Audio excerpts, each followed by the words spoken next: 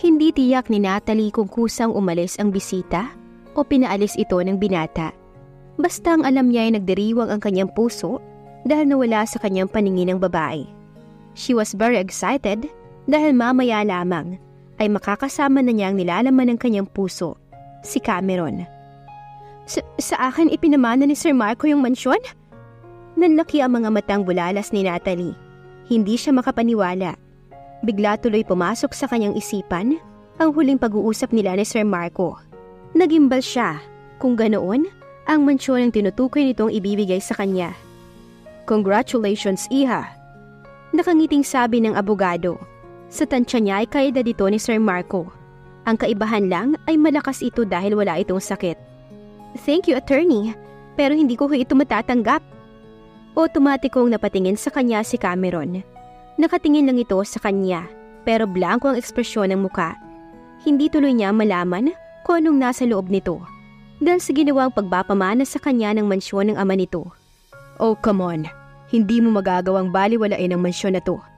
Sa wakas ay sabi ng binata sa nagyayelong tinig, and she was hurt. Paano ka nakakasiguro? Nangahamong tanong niya. Sinisikap labanan ang sakit na nararamdaman niya. Hindi na nito nakuhang sumagot ng sumingit na ang abogado. Matatanggihan mo ba ang habili ng namayapa na? Ipinamana sa iyo ni Sir Marco ang Perez Mansion? Nanggigilalas na wika ni Ira nang puntahan niya ito. Sa kasalukuyan ay hindi na ito pinayagan ng asawang umalis sa higaan. 7 months na kasi ang tiyan nito.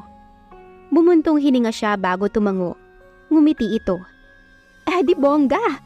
Kung sa akin ipinamana yon, ora mismo lilipat na ako ng bahay. Ano, kailan ka nalipat ng mansyon? Excited na tanong nito. Hindi mo naman ako tinutulungan masolve ang problema ko. Problema? Nanggigilalas na namang sabi nito. Hindi yan problema. Blessing ang tawag dyan. Cameron hits me for this. Tell me honestly, do you love him? Yes. Natitiyak na sagot ni Natalie. Ngumiti ito. Problema nga yan. Sinabi mo pa. Siguradong masama ang tingin nun sa'yo ngayon. Habang tumatagal, lalong lumiliit ang tsansa mong makamit ang matamis na oo ng isang Cameron Perez. Do you think na kapag nagpalit ako ng image ay magugustuhan na niya ako? Saglit itong nag-isip. At this moment, I don't think so. Siyempre, malaki ang galit nun sa'yo dahil sa'yo ibinigay ng kanyang ama ang mansyon. Napabuntong hininga siya. Siguro mas mabuti pang ibalik ko na lang sa kanyang mansyon na yun. Sa kanyang panaginip ay dinalaw siya ni Sir Marco. Sa kadiliman daw ng gabi ay inaakay siya nito papunta sa mansyon. Kinilabutan siya ng kusang bumukas ang gate nang wala namang nagbubukas. Takot na takot siyang humakbang, pero ngumiti ang matanda sa kanya. Inabot nito ang kamay niya. I have a gift for you. Lakas loob na tinanggap niya ang kamay nito. Aywan niya kung bakit hindi siya natakot gayong alam niya sa isip na wala na ito. Lumakad siya papunta sa hardin. May mga batang babaeng naglalaro doon. Kumunot ang noo niya nang balingan niya ang matanda.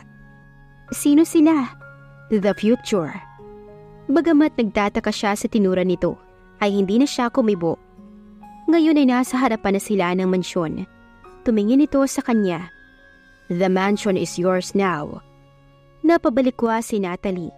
Humihingal pa siya na parang pagod na pagod. Nakakatawa man, pero parang totoong nangyari ang kanyang panaginip. Iginala niya ang tingin sa paligid. Wala na si Sir Marco. Nasa kanyang silid na siya. Pagkatapos niyang magdasal ng maikling panalangin, ay muli siyang nagbalik sa higaan. Balot pa ang dilim ng paligid, kaya muli siyang dinalaw ng antok. Nang pumasok siya sa mansyon, ay takang-taka siya kung bakit maraming tao roon.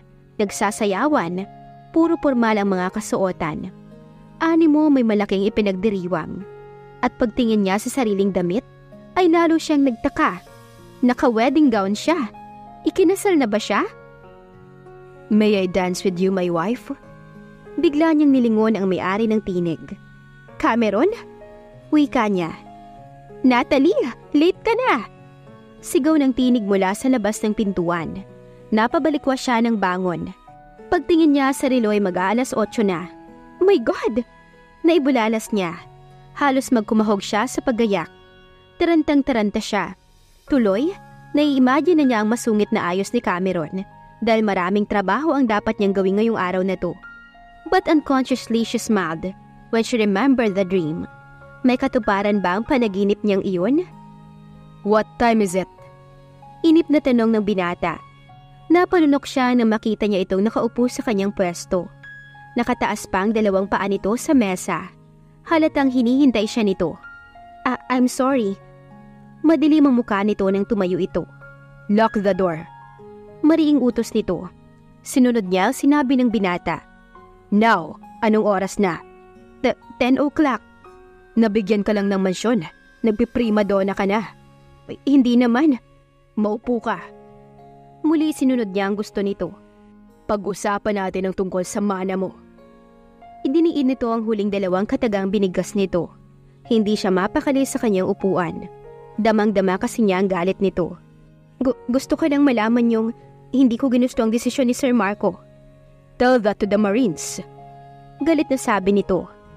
Alam ko namang nabola mo ng husto ang papa. Kaya nagawa mong ilagay ang pangalan mo, saka huli-huli ang pag-aari niya. Doon siya nagalit. Ilang beses ko bang kailangang sabihin sa'yo na kaya naubos ang pera ng iyong papa ay dahil sa pag-chemotherapy niya at hindi dahil kinuhanan ko siya. And most of all, hindi ako ang gagawa nun. Noon siya ang ginagamit ng mga lalaki para yumaman. Ngayon naman, pinagbibintangan siya ng lalaking ito na ginamit ang ama nito para makuha ang yaman ng kanilang pamilya. Ginawa mo na nga eh. Seryoso pa na saad ni Cameron. Ano bang dapat kong gawin para maniwala kang hindi ako masamang babae? Naiiyak niyang wika. Hindi ito kumibo. Natili itong nakatingin sa kanya. Kung naaawa ito o nag-iisip ng sasabihin, ay hindi niya alam. Stay in our house. Lumipad ang tingin niya rito. What? Nanggigilalas na tanong niya. Iyon ang paraan ko kung paano kita makilala. Besides, yung bahay na yun sa'yo na. Bumuntong hininga si Natalie. Okay, kung yun ang nais mo. Kinagabihan nagligpit na siya ng gamit. Hindi niya ipinaalam sa mga katulong kung saan siya pupunta. Sinabi lang niya sa mga itong may kinalaman sa trabaho ang pag-alis niya. Siguradong magwawala ang mga magulang niya kapag nalaman ng mga ito ang gagawin niyang pag-alis. Lalo na ang pagtira niya sa isang bahay na kasama ang isang lalaki. Natitiyak niyang hindi siya papayagan kapag nagpaalam siya sa mga ito. Anyway, matanda naman na siya. Alam na niya ang tama at mali. May gusto lang siyang patunayan sa kanyang sarili at kay Cameron. Wala silang kibuan ng binata habang binabaybay ang daan patungo sa mansyon. Tila kontento lang ito sa pagmamaneho habang siya naman ay nakatanaw sa labas ng sasakyan. Pakiramdam niya ay estranghero ang tingin nila sa isa't isa. Kung sa bagay, wala naman talaga silang alam sa isa't isa, kundi ang kanilang mga pangalan. Pagkatapos nilang utusan ng katulong na ilagay sa guest room ang kanyang maleta, ay sakalang siya binalingan nito. Hungry? Hindi pa naman. Sabi niya, gayong ang totoo ay kanina pa siya gutom. Binalingan nito ang isa pang katulong na wari, nag-aabang na utusan. Pasuyo, maghanda ka na ng mesa. Anong nangyari sa townhouse mo? Tanong nito pagkaraan ng mahabang sandali. Sa tansya niya ay hindi naman ito gaanong interesado sa magiging sagot niya. Naghahanap lang ito ng pwedeng pag-usapan. Nandun pa rin, mga katulong na nga lang ang nakatira dun ngayon. Hindi mo ibebenta? Nagulat na tanong nito. Bakit ko naman gagawin yun? Nagtataka ring tanong niya. Pinaghirapan kong pinambili ko ron. Hindi ito nagkomento. Anong plano mo ngayon? Pag-iiba nito ng usapan. Tungkol saan? Tungkol sa bahay. Ibebenta mo ba? Bakit ko naman gagawin yun? Tumalim ang tingin ni Cameron sa kanya. Magtatrabaho ka pa ba? Of course. Alam mo, hindi mo na kailangan magtrabaho kung ipagbibili mo tong bahay. Pwede mo naman tong ipagbili ng 15 million. Hindi na siya nagulat sa presyong sinabi nito. Ngunit labis naman siyang nagtataka sa eagerness nitong ipagbili niya ang bahay. I'm sorry, pero wala sa isip kong ipagbili ang bahay na to. I hate you, Natalie. Galit na sabi nito, sabay hawak sa kanyang kamay. I'm willing to pay you double. Ipagbili mo lang sa akin ang bahay na to. You're hurting me. Hiyaw niya. Wari ay natauhan naman ito. Pinakawalan nito ang braso niya. Ngunit ang galit nito sa kanya ay nasa mga mata pa rin nito. Naikuyom nito ang mga kamay na parang gusto siya nitong saktan. Napaatras ang dalaga. Hindi niya kasi tiyak kung anong magagawa nito kapag nagalit ito ng husto. Sa nakikita niya ay nag-uumapaw ang galit sa puso nito. Kainis. Sinuntok nito ang pader. Cameron! Natakot na wika ni Natalie nang makita niyang namula agad ang kamay nito. Hindi siya nilingon nito, subalit nagbato ito ng tanong para sa kanya. Ano bang ginawa mo sa papa ko? I told you. Stop that lies. Noon siya nilingon nito. She was not surprised nang muli niyang makita sa mga mata nito ang galit. May naramdaman siyang takot, pero sandali ring nawala iyon nang sumingit ang puso niya. Her heart beats faster habang nakatitig siya sa gwapong mukha nito. Dagli niyang iniiwas ang tingin upang pigilan iyon. At anong relasyon mo sa papa? I treated him as my own father, and in return, he treated me as his own family. So, anong gusto mong palabasin? There was nothing happened between the two of you? Sarkastikong tanong ni Cameron. Iyon ang totoo. I don't believe you. I know my father. Why? Because of Amara? Nanlisik ang mga mata nito. Who told you that? It is not important now. It is to me. Did you really think that your father... Yes, inagaw niyang kaisa-isang babaeng minahal ko. Anitong nakatitig sa kanya mga mata. Dinala niya sa malayong probinsya si Amara para hindi ko makita. I hate my father, but I still love him no matter what. And he loved you too. I doubt that. Anitong puno ng pagdaramdam ang tinig. Pangalawang gabi na ni Natalie ngayon sa mansyon, pero namamahay pa rin siya. Tulad ng nagdaang gabi, hindi siya makatulog. Isa pang buntong hininga ang pinakawalan niya bago siya bumalikwas ng bangon. Tumayo siya at lumabas ng silid. Tuyong-tuyo ang lalamunan niya sa kanyang pakiramdam, kaya binuksan niya ang refrigerator at kumuha ng pitsel ng tubig. Ilang beses siyang nagsali ng tubig sa baso, bago napawi ang nararamdaman niyang uhaw. Papasok na sana sa kanyang silid nang magbago ang isip niyang pumasok roon. Natanaw niya kasi ang balkonahe. Naisip niyang magpahangin muna roon. She inhaled nang salubungan siya ng malamig na hangin. She felt contented. Ipinikit niya ang mga mata upang lalong namnamin ang hanging humahaplos sa kanyang balat. Mind if I join you?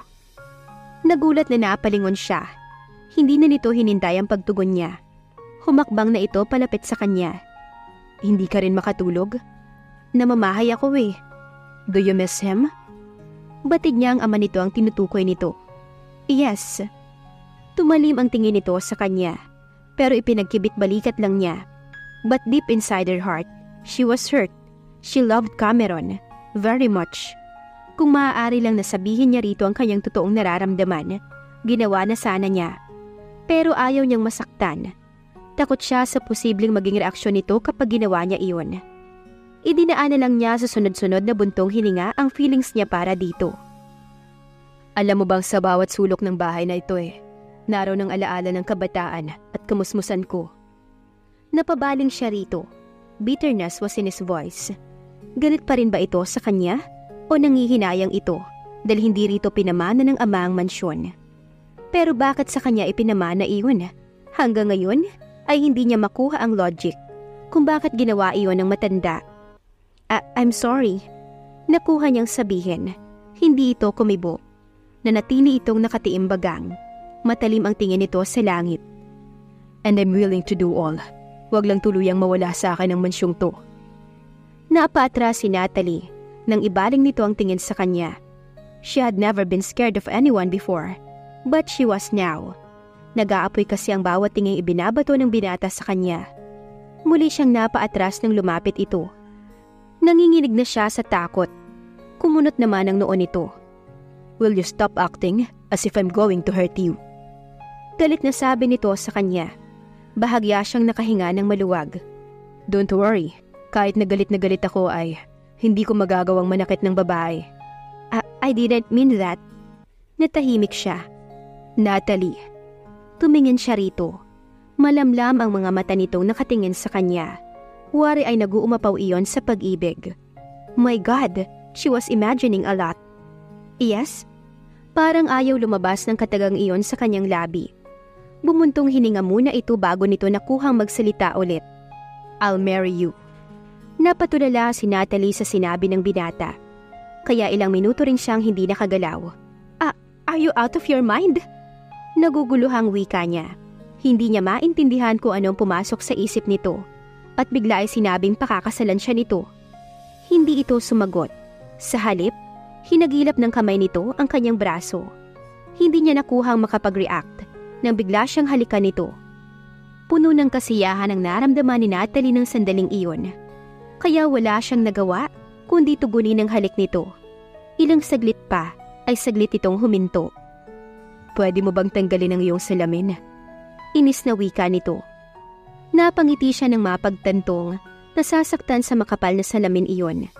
Ito na ang marahang nag-alis ng salamin sa mga mata niya. Napakurap siya nung una dahil hindi na siya sanay na walang suot na salamin. Pero nabura sa isip niya ang tungkol sa salamin nang muli na namang halikan nito ang kanyang mga labi.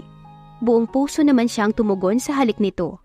Pinaramdam niya rito ang wagas niyang pagmamahal para sa binata. Kailangan kita, Natalie. Anang binata na tila nakikiusap. Cameron. Bulong niya na tila pinapabatid na tanggap niya ang pwedeng mangyari. Mo'y naintindihan naman nito iyon, kaya binuhat siya nito patungo sa silid nito. Mahigpit na mahigpit ang kapit niya sa leeg nito. Ngunit hindi sa dahilang natatakot na baka mahulog siya, kundi dahil sa ayaw niyang humiwalay sa binata. Unti-unti siya nitong ibinaba sa kama. May ngiting sumilay sa labi niya at siya na ang kusang humalik sa binata.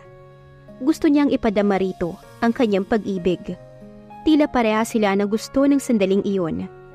Malaya nitong dinama ang dalaga at wala namang pag-alinlangan na sumunod lang ang dalaga. Sa tila musikang sila lamang ang may alam. I love you. Bulong niya kay Cameron. Mahal din kita. Wika nito bago nito muling hanalikan ang kanyang labi. She smiled.